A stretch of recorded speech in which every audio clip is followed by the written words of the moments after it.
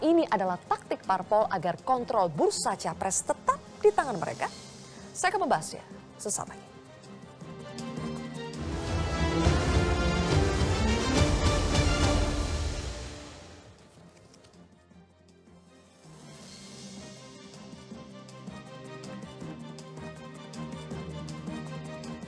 Baik, saya akan langsung mulai dari Bang Junimat terlebih dahulu. Sejumlah survei menunjukkan elektabilitas Ganjar itu jauh lebih tinggi dari Puan Maharani. Jadi siapa yang akan dipilih sebagai capres PDI Perjuangan?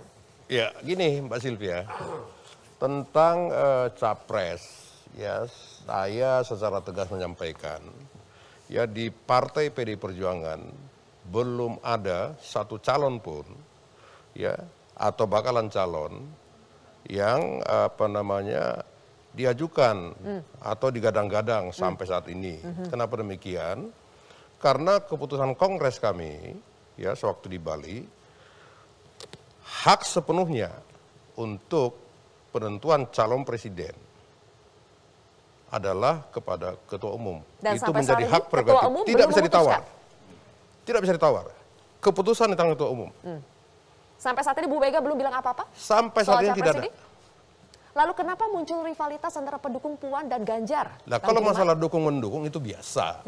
Namanya grassroots itu biasa, fanatisme biasa. Tapi kan semua nanti akan berakhir kepada nama yang akan ditunjuk oleh Ibu Ketua Umum. Biasakah sampai ada gaduh celeng versus banteng? Saya kira begini, itu kan dinamika politik, ya. Dan kita sih happy-happy aja. Happy-happy aja? Happy-happy aja, nggak ada masalah. Ya, nggak ada masalah. Jadi mau banteng, mau celeng, yang pasti kita itu banteng. Kan begitu aja, iya kan? Nah kalau ada celeng, ya celeng itu harus ikut banteng. Kan begitu aja nih.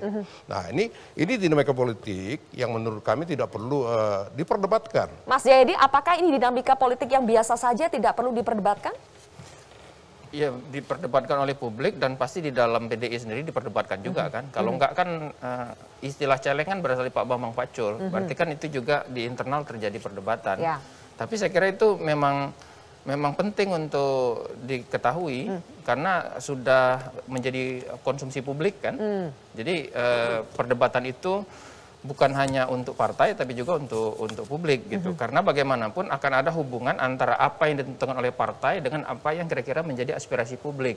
Sekarang itu kan pemilihan presiden itu satu bagaimana kira-kira aspirasi publik terhadap calon. Tapi harus kita pahami juga bahwa secara konstitusi yang punya hak untuk mencalonkan presiden kan cuma partai politik. Ya. Pertanyaannya, apakah partai politik akan lebih mengikuti suara yang ada di publik berdasarkan hasil survei-survei, atau partai politik punya skenario sendiri?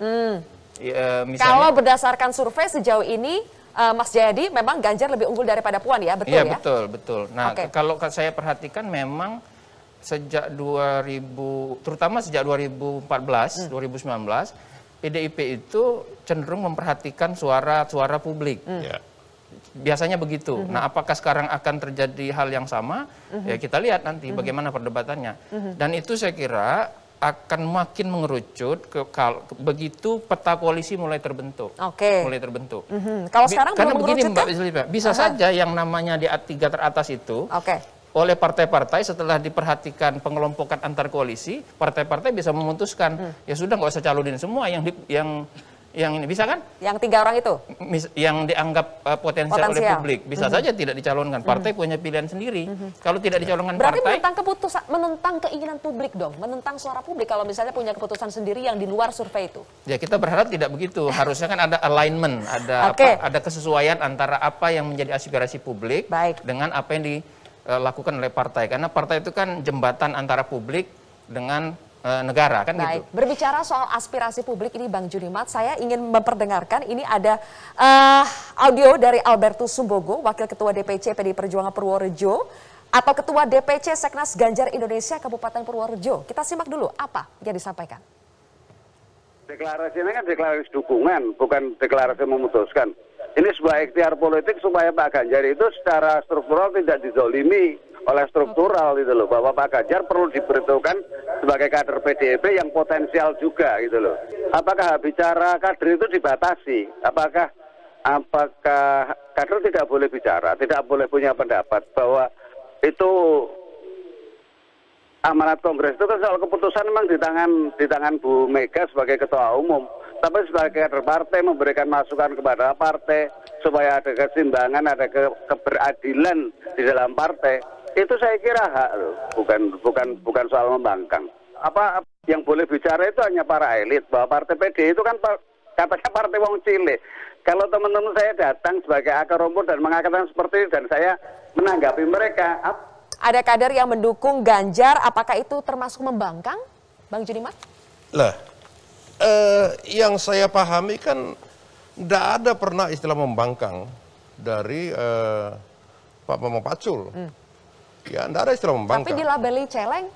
Lah, celeng itu kan bukan berarti membangkang. Tapi negatif konotasinya. Nah, itu kan menurut orang. Kan begitu. Jadi bagaimana cara kita memandang? Bagaimana kita menang celeng? Ya kan celeng itu kan taunya lurus, jalan terus kan? Kan begitu. Banteng itu jalan lurus dan selalu ada kerumunan yang mengikut terus. Oke. Kan begitu. Celeng lurus, banteng ya dengan komunitasnya selalu berjalan bersama.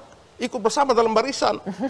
Kan begitu. Jadi nggak ada yang aneh menurut saya di sini. Kalau tidak ada yang aneh, kenapa Albertus ini dipanggil ke Jakarta, dipanggil ke DPP, Bang Junimat? Hari ini, besok katanya. Loh, kata siapa dipanggil? Itu kata siapa dipanggil? Kata dia. Iya kan? Sampai tadi malam kita masih rapat di DPP. Tidak ada acara pemanggilan. Kalaupun dipanggil, ya namanya komunikasi partai boleh-boleh saja dong. Last minute kita bisa dipanggil. Saya malam ini bisa dipanggil ke DPP untuk rapat misalnya, untuk pertemuan, nggak ada masalah. Kan begitu. Ya bukan berarti kalau dipanggil urusan masalah celeng atau apa, enggak. Bisa aja urusan lain. Kepentingan partai kan boleh juga. Oke, kan saya ingin tanya ke Mas Hendri. Mas Hendri, sebetulnya rivalitas yang terjadi di PDI Perjuangan ini bisa dibilang settingan untuk cek ombak mana sih sebetulnya yang lebih disukai publik, Ganjar atau Puan? Atau sebetulnya ini memang betul terjadi di internal PDI Perjuangan tapi ditutup-tutupi saja? Ya tadi awalnya juga saya awal-awal itu merasa oh ini jangan-jangan drama ini untuk mewujudkan memang Ganjar yang bisa dimajukan. Tapi setelah saya baca lagi ini kelihatannya serius karena ada nada emosi di sana. Kalau itu drama mungkin bukan celeng yang disebut gitu. Celeng ini kan betul lurus saja tapi nabrak-nabrak tuh. Nabrak-nabrak. Jadi memang agak berbeda dengan banteng. Bahkan saya menyiratkan di perkataan Mas Bambang Pacul itu ada yang tersirat bahwa ini celeng ini jangan ganggu-ganggu banteng lah. Walaupun begini Mbak Sylvia, kalau dari hasil survei ya memang Mas Ganjar berada di atas Mbak Puan. Tapi kan itu sebelum penetapan. Kalau sudah ditetapkan dan PDI Perjuangan kompak, Mbak Puan itu bisa langsung naik juga elektabilitasnya. Ini maksudnya kan masih makin lama makin ditetapkan, makin lama ketum membuat keputusan. Ya makan segini-gini terus aja. Akan gini-gini terus aja grafiknya. Nah itu yang menarik tadi Mas Jayadi katakan, bisa loh kita nanti punya calon presiden yang bukan dari nama-nama yang sudah di atas ini. Gitu. Termasuk Pak Prabowo. Gitu. Jadi bisa saja partai-partai memutuskan nama lain. Nah kalau itu terjadi, nah tinggal rakyat aja, rakyat mau terima atau tidak. Itu kan pilihannya banyakan golput atau banyakan yang partisipasi. Jadi gitu. Saya kira Sylvia ada kekhawatiran mungkin ya di kalangan pendukung Ganjar. Karena begini, pendukung utama Ganjar itu kan sangat PDIP sebetulnya. Kalau kita lihat hasil analisis, hasil survei ya, terutama di daerah-daerah seperti di Jawa Tengah. Nah, kita tahu bahwa daerah-daerah basis PDIP itu biasanya pemilih PDIP cenderung loyal kepada keputusan partainya. Nah, tampaknya pendukung Ganjar itu cukup khawatir kalau misalnya nanti para pemilih terutama seperti di Jawa Tengah menangkap pesan bahwa yang diinginkan oleh DPP itu bukan Ganjar, sebagian paling tidak itu akan berpindah. Mungkin itu yang menjadi alasan sehingga itu menjadi makin panas itu. Saya kira sesuatu yang tampaknya memang bergolak di tingkat akar rumput paling tidak. Baik. Memang dari sejumlah survei yang dikeluarkan oleh lembaga, ada 3 kepala daerah yang hampir selalu masuk 5 besar bursa capres. Tapi saya juga ingin bahas karena di sini ada Pak Zulfikar, ada Bang Nasir. Pak Zulfikar, sebagai kader Golkar yang sudah banyak sekali kita lihat baliho-baliho ketum Golkar itu di mana-mana, yang aroma politik 2024 yaitu terasa sekali. Melihat kok malah kepala-kepala daerah ini yang mendominasi survei, gimana itu rasanya Pak? Begini, bagi kami Partai Golkar, apa yang dihasilkan oleh survei itu alat kontrol juga sekaligus alat mapping kita untuk semakin kita memacu diri, gitu ya. Dan apa yang dilakukan oleh Pak Erlangga selama ini membuahkan hasil, ya. Paling tidak popularitas dan elektabilitas beliau naik, kelebihan beliau juga selain yang konsisten naik itu, beliau masih punya banyak kesempatan. Tadi Mbak Sylvia bilang ya kan, beliau Menko Perekonomian, beliau Ketua PCPEN yang memungkinkan beliau dengan kerja dan karyanya itu menghasilkan momentum sampai nanti akan pencalonan. Begitu Mbak Sylvia. Tapi apakah cukup untuk mengalahkan yang 3 kepala daerah yang sudah mentereng di survei ini, sementara Pak Erlangga ini belum mentereng di survei? Kalau kami di Golkar kan solid ya. Tadi Mbak Sylvia bilang itu, nanti kalau mereka nggak dicalonkan bagaimana? Kalau kami semua pengurus, kader itu menginginkan Pak Erlangga calon presiden, bahkan presiden tidaknya calon presiden, dan itu solid. Dari atas sampai ke Emangnya PD Perjuangan nggak solid? Saya nggak tahu. Habis menyinggung partai Golkar solid. Emangnya ada yang tidak solid? Mbak Sylvia yang tahu kan, tadi udah dibahas juga. Memang Sylvia, kalau tantangannya bagi ketua umum partai atau tokoh utama partai itu biasanya adalah mereka lebih banyak berbasis utama di partainya. Problemnya adalah untuk jadi presiden itu memerlukan tokoh yang cenderung lintas partai. Kenapa? Karena kekuatan partai-partai kita kan terfragmentasi. Paling jauh itu PDIP, jumlahnya kan 20-an%. Yang lain kan misalnya katakanlah 100% pemilih Golkar milih Pak Erlangga. Kan itu baru 12%-an. Itu tidak cukup. Nah, karena itu dalam pertarungan presiden itu muncullah figur-figur yang bisa lintas partai. Nah, yang lintas partai itu sementara ini adalah yang di luar partai. Banyak yang di luar partai. Meskipun tidak ada yang dominan juga ya. 3 teratas itu Prabowo, dia orang partai ya. Terutama katakanlah kalau Ganjar dianggap kurang partai, kurang, katakanlah begitu. Ada Anies, Ganjar, Anies, RK misalnya. Kan? Itu juga jarak kekuatan elektabilitasnya juga sementara ini kan berarti masih sebetulnya masih ada harapan seperti seorang Menko Erlangga Hartarto mau berkolaborasi, berduet dengan orang-orang di luar partai yang tapi elektabilitasnya tinggi di survei, seperti RK misalnya, kemudian Ganjar. Makanya sudah bertemu juga kan? Pak Erlangga sudah bertemu dengan RK, dengan Ganjar. Apa ini maksudnya? Dan nanti di mana peta PKS dalam konstelasi politik 2024 ini? Kita akan bahas nanti pemirsa, usai jeda.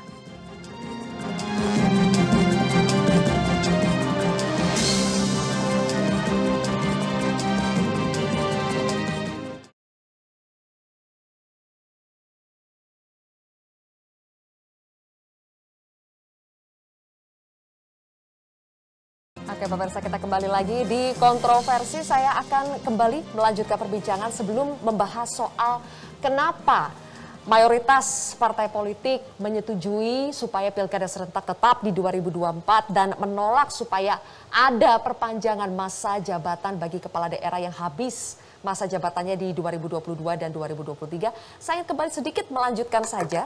Tadi pertanyaan saya sebelum jeda, Erlangga kan sudah bertemu dengan RK dan Ganjar. Mbak Sylvia. Itu cek ombak untuk 2024? Ya, itu komunikasi politik biasa dilakukan oleh ketua umum partai bersama pengurusnya, termasuk dengan yang lain-lain. Bahkan kalau kita bilang sih itu kelebihan Pak Erlangga, Mas Jayadi ya. Beliau bisa diterima oleh siapapun, enak berkomunikasi dengan siapapun, dan resistensinya menurut saya sangat sedikit. Gitu. Maka dengan seperti itu yang tadi saya bilang hasilnya makin menunjukkan kenaikan, kita yakin apa yang dilakukan Pak Erlangga itu on the track gitu. Insya Allah bisa dicalonkan dan bahkan jadi presiden. Gitu, Oke, apakah itu langkah Mas Hendri karena memang kurang secara popularitas dan elektabilitas masih kurang sehingga memang Pak Erlangga butuh figur di luar itu? Nah gini, serunya dari Golkar ini isinya pendekarnya banyak. Jadi ketua umum ini bukan satu-satunya pentolan yang bisa terus awet gitu didukung sampai pencapresan. Bahkan Golkar ini uniknya, kader Golkar justru masuk ke dalam posisi cawapres itu pada saat tidak dicalonkan oleh Golkar. Jadi ini jauh ini perjalanannya Pak Erlangga Hartarto nih. Saya yakin Bang Julfikar juga paham maksudnya isinya pendekar semua itu. Karena siapapun dia, di Golkar itu tokohnya banyak sekali yang memang punya masa luar biasa. Jadi kalau saat ini memang kompak katanya, ya itu juga harus dibuktikan nanti pada saat di dekat-dekat itu. Karena memang sejarah tidak bisa berbohong. Tapi lagi-lagi Memang bisa Golkar kemudian meskipun isinya pendekar semua tapi tetap butuh pendekar di luar partai sendiri kan? Iya, kelihatannya memang begitu, bahkan memang butuh bantuan, makanya ada isu Anies Erlangga atau Erlangga Ganjar itu kan dari mana-mana, bahkan kan Erlangga Puan pun akan dijajaki itu demi majunya Erlangga sebagai calon presiden, bakal presiden nantinya. Oke, yang belum disebut-sebut ini dari PKS nih, Bang Nasir, di mana sebetulnya posisi PKS dalam peta politik 2024? Kayaknya sekarang apa masih jadi penonton atau bagaimana nih? Gini, jadi PKS saat ini sedang fokus ya untuk mensosialisasikan Ketua Majelis Syuro PKS, ya, Dr. Salim Segaf Al-Jufri. Ya tentu saja sosialisasi ini kita arahkan kepada masyarakat, kepada publik. Ya, dan kami menilai beliau adalah tokoh alternatif ya di tengah krisis keteladanan tokoh nasional saat ini, dan memang sejumlah momentum sudah kami create ya, kami lakukan untuk kemudian memperkenalkan Ketua Majelis Syuro PKS Dr. Salim kepada masyarakat. Ada momen sosial, ada momen-momen politik, keagamaan, kemudian juga budaya dan lain sebagainya. Dan tentu saja kami berusaha ya untuk melihat ke dalam sebelum kami melihat keluar.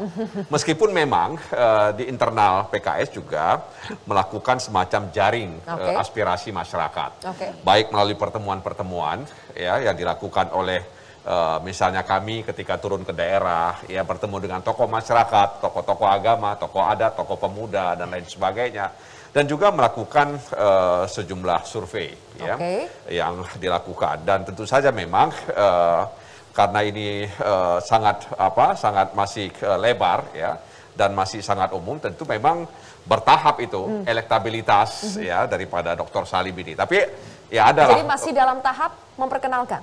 Ya, sosialisasi ini diharapkan ya bisa kemudian meningkatkan elektabilitas Dr. Salim ya, sehingga kemudian nanti ini penting bagi kami. Sudah ada nama yang jelas-jelas mentereng di survei. Prabowo yang dulu juga didukung PKS, sekarang tidak akan dukung Prabowo lagi atau bagaimana? Ya itu kan kita belum bicara ke arah itu. Ya, kami lebih fokus bagaimana kami berusaha untuk memperkenalkan tokoh yang ada di partai. Memperkenalkan itu butuh waktu yang lama, jalan yang panjang. Kenapa tidak yang pasti-pasti saja?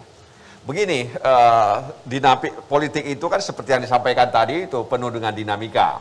Ya, seperti kata Henry tadi itu atau kata Mas Jayadi, bisa jadi nama-nama yang disebut tadi itu ya belum tentu juga kemudian akan naik panggung di tahun 2024. Jangan-jangan nama-nama yang disebut tadi 3 kepala daerah itu memang sengaja tidak diberikan panggung, makanya kompak ini supaya pilkada serentak tetap di 2024. Betulkah begitu, Bang Juniman? Mas Ferry gimana?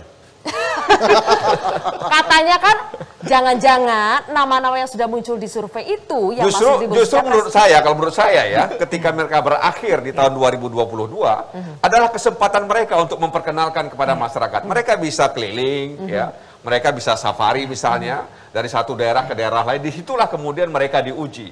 Jadi menurut saya itu kesempatan bagi mereka. Jadi kalau misalnya ini ancaman kalau menurut PDI Perjuangan, Bang Junimat, kalau misalnya mereka tetap punya panggung sampai 2024, maka kepala daerah ini tidak akan terbendung langkahnya.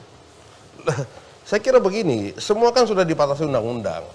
Ya, undang-undang sudah jelas mengatur.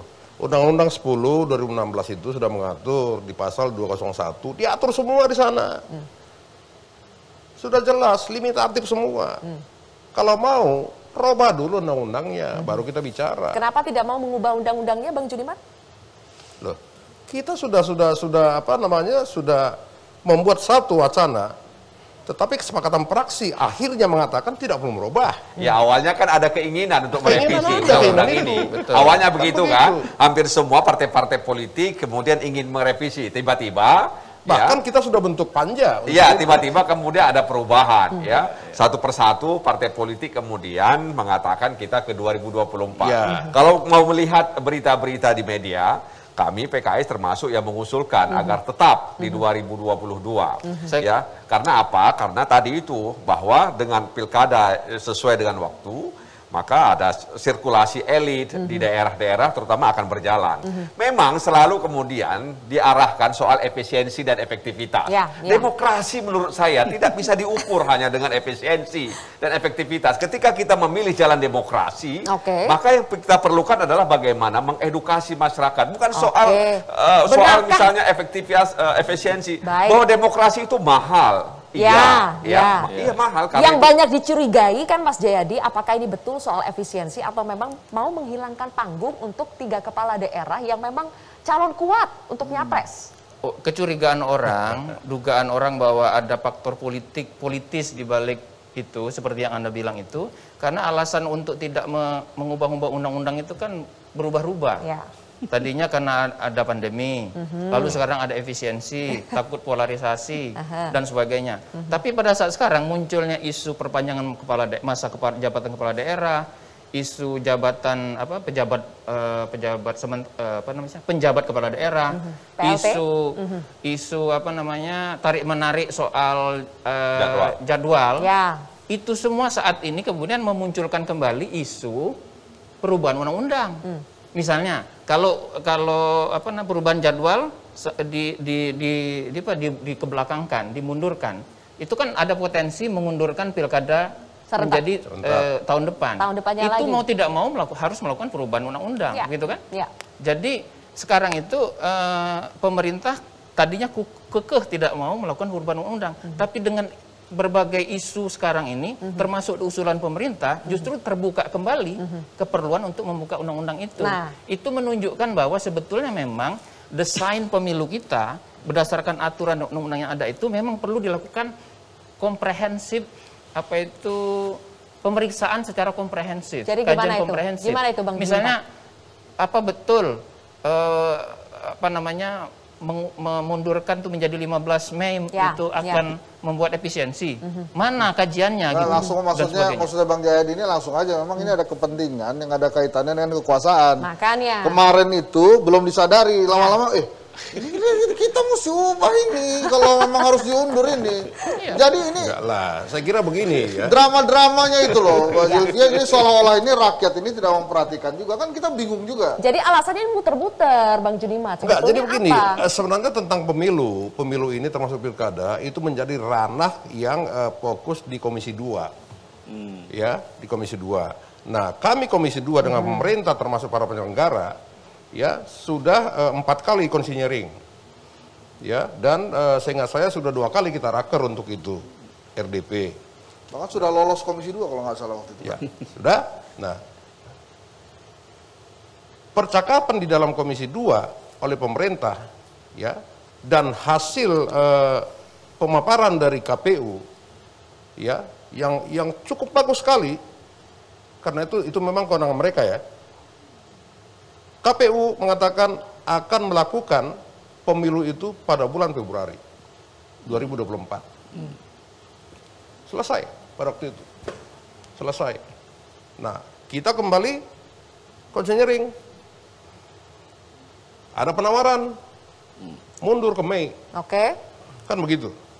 Ke Mei. Nah, di masyarakat sekarang menjadi bingung. Ini yang menentukan pemilu siapa? Pemerintah atau KPU? Itu satu soal ya Bang, soal jadwal ya. Tapi kalau alasan utama kenapa mau tetap di 2024 itu kan belum terjawab. Sebetulnya alasan politiskah atau bagaimana? Begini, kalau bicara 2024, undang-undangnya sudah begitu perintahnya. Nggak bisa dibantah. Itu perintah undang-undang.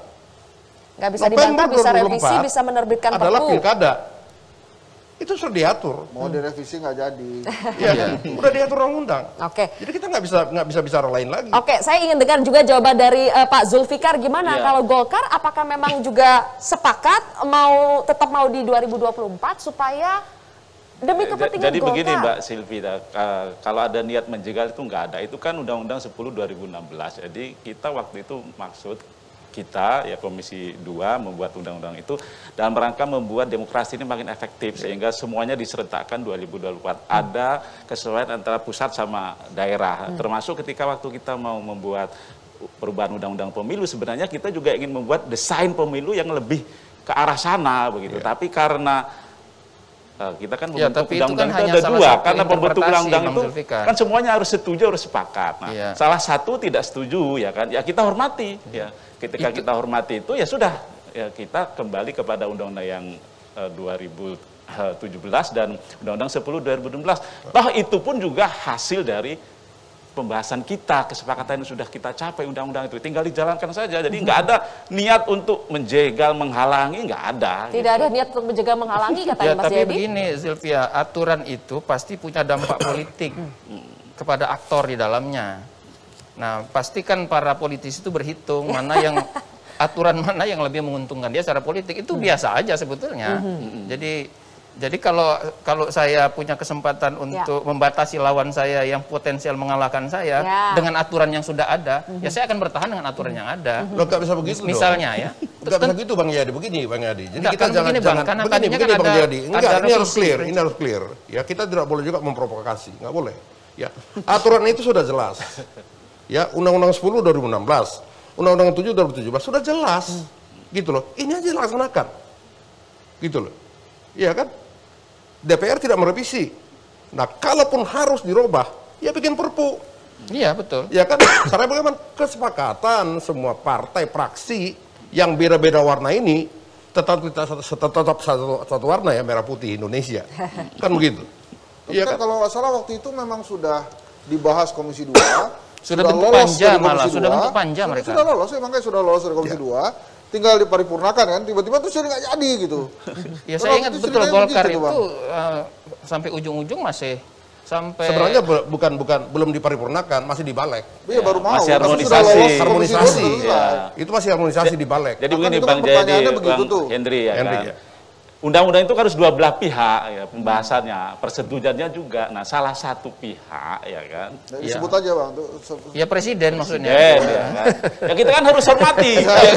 Ketika presiden punya sikap seperti itu ya kan, apalagi kita ini kan pengusul presiden ya kan, kita hormati ya kan. Nah, kita hormati ya sudah, kita berpikir ya yang lain, kita laksanakan saja undang-undang ini tanpa niat sedikit pun untuk menjegal. Ya, Masa lah, menjegal kan? begitu. Itu kasar lah kalau begitu. Kita dengarkan dulu deh yang punya pendapat berbeda. Bang Nasir, PKS kan mengusulkan perpanjangan masa jabatan kepala daerah. Katakanlah tetap di 2024, tapi yang sudah mau berakhir di 2022 dan 2023 perpanjanglah sampai 2024 supaya tidak perlu pakai PLT. Itu kenapa Bang Nasir? Begini, saya tidak tahu persis ya seperti apa usulan terkait dengan perpanjangan jabatan kepala daerah ya sampai 2024. Tapi kan semua itu ada mekanismenya ya. Mekanisme, dan sebenarnya ketika seorang kepala daerah itu sudah mengakhiri masa jabatannya ya, tentu kan ada penggantinya ya, ada penggantinya. Kalau kemudian dia diperpanjang, kan harus ada mekanismenya juga ya. Tadi Bang Judimat misalnya bilang Perpu, bisa saja lewat Perpu perpanjangan itu, ya. Dan tentu saja ini memang ya mencermati, apa namanya situasi yang ada, dan tentu saja kan ini semacam juga melihat bagaimana respon, ya, respon pemerintah, respon kekuatan-kekuatan politik yang ada di DPR ya terkait dengan masalah ini. Artinya ya meskipun mungkin sebagian orang mengatakan mana mungkin, tapi bisa saja dalam politik apa yang tidak. Anda melihat ada kepentingan politik tertentu sehingga akhirnya partai-partai koalisi pendukung pemerintah kompak supaya pilkada serentak tetap di 2024. Boleh dijawab nanti Bang Nasir, kita harus jeda terlebih dahulu pemirsa. Kontroversi akan kembali sesaat lagi.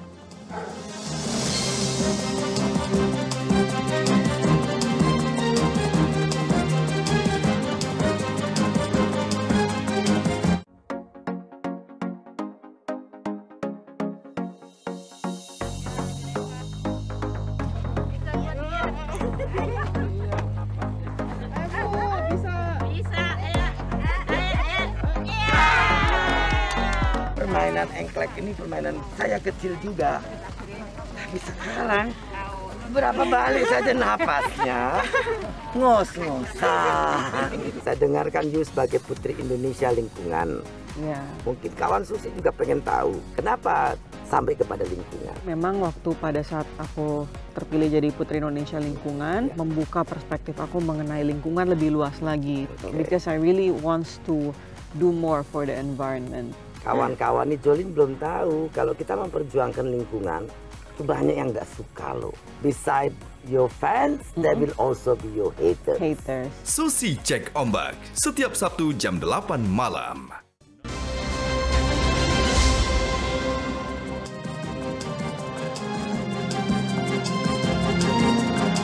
Pemirsa, kembali bersama kami di Kontroversi. Kita akan lanjutkan kembali. Bang Nasir, jadi apakah Anda melihat ada kepentingan politik tertentu di balik kompaknya partai-partai koalisi pendukung pemerintah untuk menolak revisi Undang-Undang Pilkada? Iya, memang di politik ini kan mayoritas itu kan menentukan ya. Oleh karena itu ketika misalnya kekuatan-kekuatan politik itu punya pendapat dan kemudian pendapat itu dikonsolidasikan lalu diputuskan, ya tentu kita harus ikut ya. Artinya walaupun misalnya awalnya kita menyuarakan hal-hal yang berbeda. Tapi saya pikir kekuatan-kekuatan politik DPR juga begitu. Masing-masing misalnya praksi-praksi itu punya pendapat yang berbeda-beda. Tapi ketika sudah diputuskan ya kita harus ikut ya, meskipun kemudian di luar kita bisa juga berpendapat ya terkait dengan apa yang diputuskan oleh lembaga politik seperti DPR tadi itu. Jadi ya tentu saja bahwa keputusan-keputusan politik itu pasti ada latar belakang, yang melatar belakanginya ada maksud dan tujuannya lah kira-kira itu bahasa yang sederhananya. Nah itu yang saya mau tanya ke Anda, Bang Nasir, jadi maksud dan tujuannya menurut Anda apa?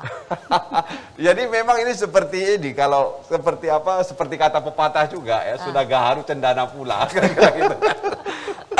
Jadi memang ini kadang-kadang kita tahu tapi sulit kita untuk ungkapkan. Ungkapkan saja di sini Bang Nasir. Maksudnya begini, begini, bahwa memang ya ketika kemudian diundur 2024 kan ada sejumlah alasan. Ya, ada sejumlah alasan. Tadi sudah sempat disinggung soal efisiensi, soal efektivitas, undang-undangnya soal bagaimana penghematan anggaran supaya rakyat tidak disibukkan, katakan begitu. Ya, tidak disibukkan, tiap tahun rakyat disibukkan dengan pilkada, lalu pilkada itu kemudian mengundang kerusuhan. Jadi apa? Begitu kan? Sehingga kemudian diperlukan satu sikap bagaimana ada pilkada serentak. Ya. Nah, dan tentu saja memang orang bisa berbeda-beda seperti saya katakan tadi. Kalau kemudian diputuskan 2024 ya tentu saja masing-masing partai, masing-masing kekuatan politik ketika itu sudah diputuskan, ya tinggal mengambil langkah-langkah saja, langkah-langkah apa yang harus dia lakukan. Dan memang supaya mudah, Silvia, saya kira kita lihat aja dampaknya. Kita nggak usah bicara motifnya, ya. Kita lihat dampak dari keputusan. Saya baru mau berbicara soal dampak. Iya, dampak. Ada yang jelas akan ada kekosongan jabatan kepala daerah. Ada 271 kalau itu dampak sampai 2024. Itu dampak administrasinya ya. Pertama dampak politik dulu. Dampak politik dulu. Akibat penetapan tidak direvisi itu adalah sejumlah pihak potensial untuk secara politik kehilangan panggung, terutama kepala daerah yang populer gitu. Nah itu kan dampaknya. Siapa yang diuntungkan? Ya itu ada yang diuntungkan, ada yang dirugikan. Kita bisa analisis itu satu. Yang kedua dampaknya itu tadi, dampaknya adalah akan ada lebih dari 270 daerah yang akan memiliki pejabat kepala daerah dalam waktu yang lama, sampai 2 tahun. Gitu. Bahkan lama di dunia. Bahkan bisa 3 tahun. Konsekuensinya seperti apa itu kalau misalnya terlalu lama diisi oleh PLT? Pertama, kepala daerah itu jabatan politik. Itu artinya jabatan yang harus mendapatkan mandat dari rakyat. Satu, karena itu kalau terlalu lama dijabat, seharusnya pejabat itu posisinya transisional. Masa transisi 2 tahun, 3 tahun, padahal masa jabatannya 5 tahun, itu bukan transisi namanya, setengah periode itu. Ya kan? Itu satu. Jadi ada legitimasi politik yang rendah di situ. Yang kedua, meskipun beberapa pihak di Kemdagri mengatakan kewenangan pejabat kepala daerah itu sama dengan kepala daerah biasa, tapi tetap terbatas kewenangannya. Misalnya, lihat aja beberapa peraturan yang terkait dengan itu, kepala daerah yang pejabat itu tidak boleh mengambil kebijakan yang dianggap bertentangan dengan pejabat sebelumnya.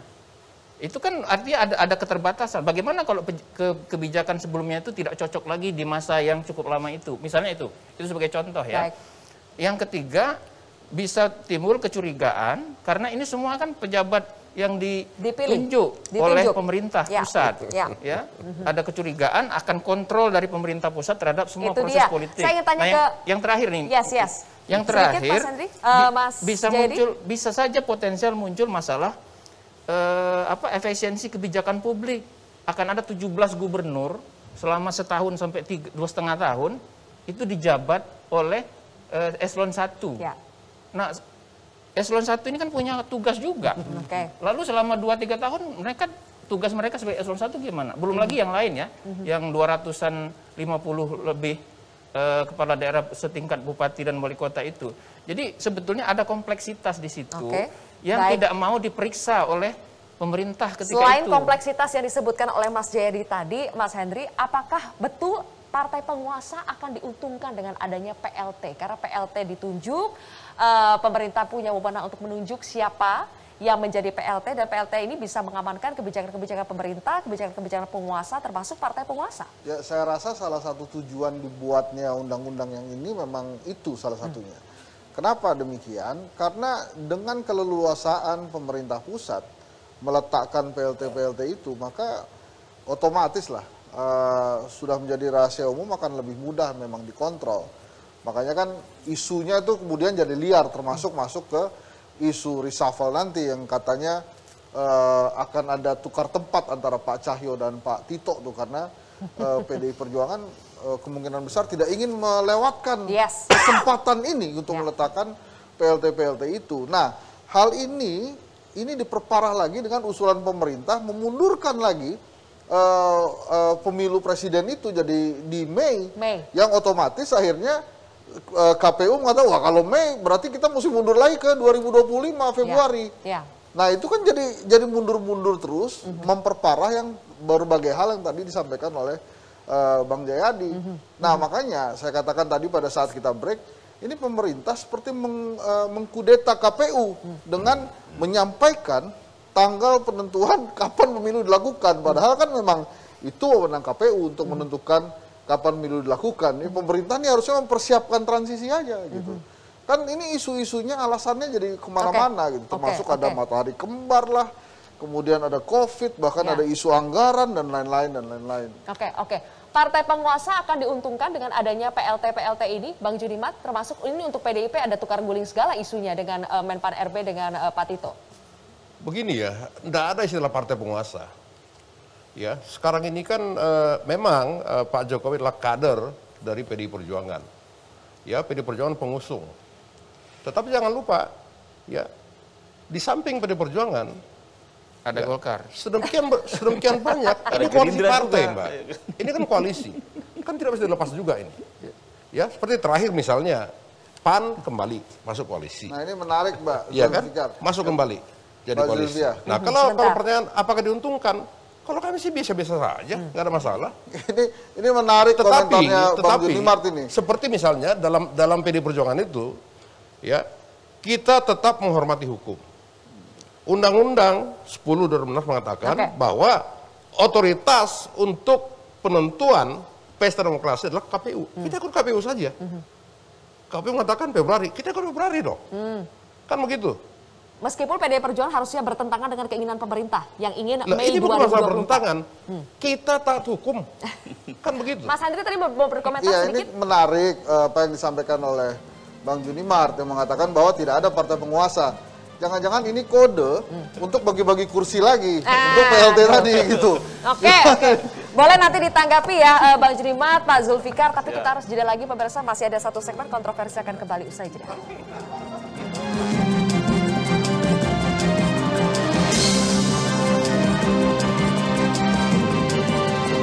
Bersama Susi Cek Ombak, kupas sisi lain tokoh populer tanah air. Corona dan koruptor dan korupsi itu solusinya sama. Apa tuh? Cuci tangan. Grandma, you have a warm, bright smile.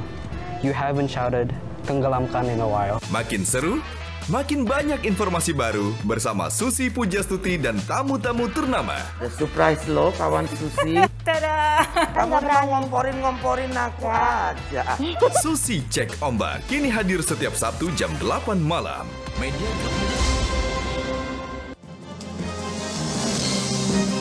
Baik, Pak Zul, saya juga ingin tahu komentar Golkar dengan adanya PLT nanti akan mengisi kekosongan di 271 daerah. Merasa diuntungkan juga? Enggak, jadi begini Mbak Sylvia, itu penjabat hadir karena undang-undang ya. Perintah undang-undang. Pemilihan itu kan 5 tahun sekali, masa jabatan juga 5 tahun sekali. Itu habis karena di undang-undang perintahkan 2024, maka harus diisi oleh penjabat. Jadi, karena dia mengisi ya kan, dan itu perintah undang-undang sebenarnya sama kewenangannya dengan definitif Mas Jayadi ya, penjabat. Dan itu harus dari ASN kan, ASN, pimpinan tinggi Madya, pimpinan tinggi Pratama ya kan. Nggak khawatir kita, karena dia kan jelas tuh SN itu apa, itu poksinya begitu. Dia harus netral gitu. Nggak mungkin lah dia dipakai untuk memenang. Dan kita kan makin demokratis ya kan. Kalau dipakai untuk main-main ya kan, orang juga semuanya teriak ya kan. Pasti hati-hati gitu. Justru bagi kita nih ya, termasuk bagi presiden sebenarnya, itu membantu untuk menuntaskan pekerjaan beliau yang dicanangkan 5 tahun ini. Masa sih sesimpel itu? Ya, sudah, itu kan jadi rahasia umum lah, apa yang terjadi, apa yang disampaikan itu kan ya enak aja sesuai dengan dan itu undang-undang. Bukan Mbak Sylvia, sekarang ya kita ini pejabat PLT itu udah sering. Ayo coba, mana kasih bukti yang dia menguntungkan salah satu pihak, memenangkan salah satu pihak. Enggak ada Mbak, karena orang itu udah tahu semua gitu. Mana? Kasih contoh, enggak ada. Ya susah lah dikasih contohnya. Tapi itu sudah jadi perbincangan publik. Berada di ruang gelap. Oke, kita akhiri ya soal ini karena kita sudah di segmen akhir. Saya ingin kita kembali lagi menuju ambisi 2024.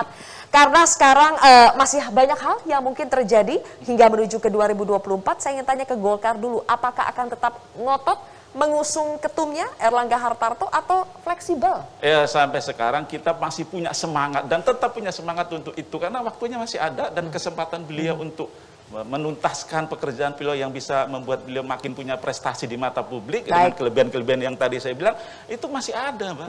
Ya. Oke, kalau PDI Perjuangan 2024 masih jauh di mata tapi dekat di hati kan Bang Junimat. Kapan PDI Perjuangan akan memutuskan siapa yang diusung jadi capres?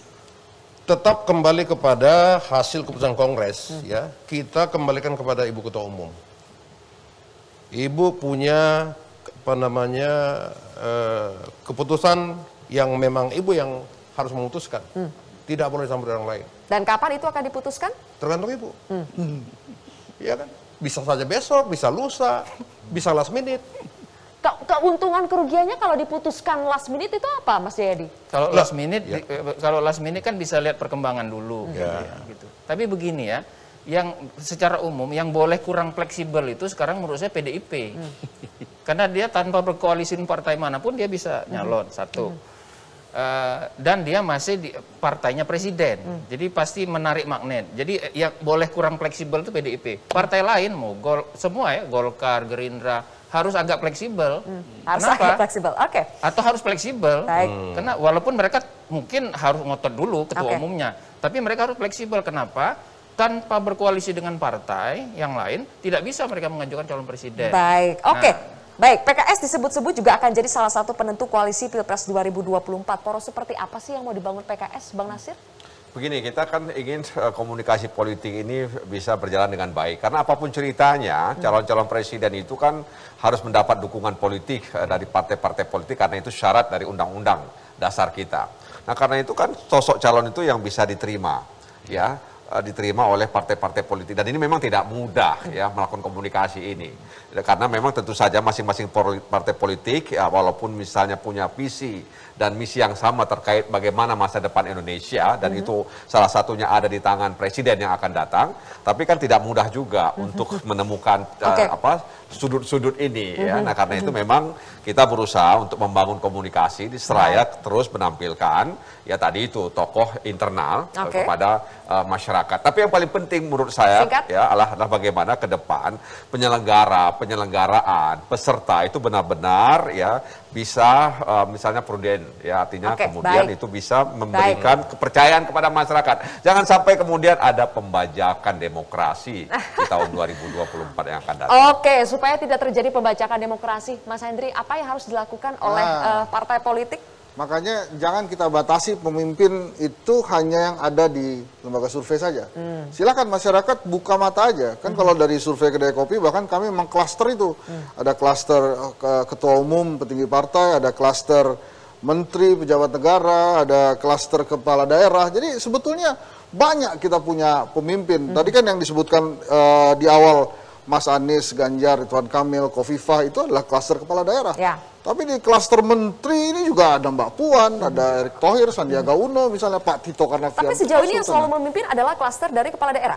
Ya, karena memang yang populer itu mereka. Tapi perlahan, ini kan masalahnya nih ada satu variabel yang namanya partai politik. Partai politik ini yang akan menentukan nanti ujung-ujungnya seperti apa, Mbak Zilvia. Dan dampaknya ketika mereka kehilangan panggung politik selama 1 dan 2 tahun itu? Besar? Saya rasa nggak terlalu masalah besar. Tapi jangan lupa Zilvia. Anies Baswedan itu pun dia masih bisa bergerak, bahkan lebih enak. Coba kalau sekarang dia jadi gubernur, mau ke Jogja atau mau ke Papua atau mau ke Maluku, alasannya apa? Gitu. Dianggap curi start. Nah, curi start lagi. Jadi lebih enak lagi. Oke. Sayang sekali waktu kita sudah habis, tapi saya rasa poinnya sudah kita tangkap dan memang jalan menuju 2024 ini pastinya masih menarik ya. Akan banyak sekali dinamika politik yang terjadi. Jalannya masih terjal dan berliku. Terjal dan berliku, penuh intrik juga mungkin. Terima kasih semuanya, Pak Zulfikar, Bang Junimat, Mas Hendri, Bang Nasir dan juga Mas Yedi sudah bergabung bersama kami. Pemirsa, demikianlah kontroversi episode Ambisi 2024. Saya Zilvia Iskandar pamit undur diri. Kita jumpa lagi Kamis minggu depan di waktu yang sama, pukul 22 waktu Indonesia bagian Barat. Selamat malam, sampai jumpa.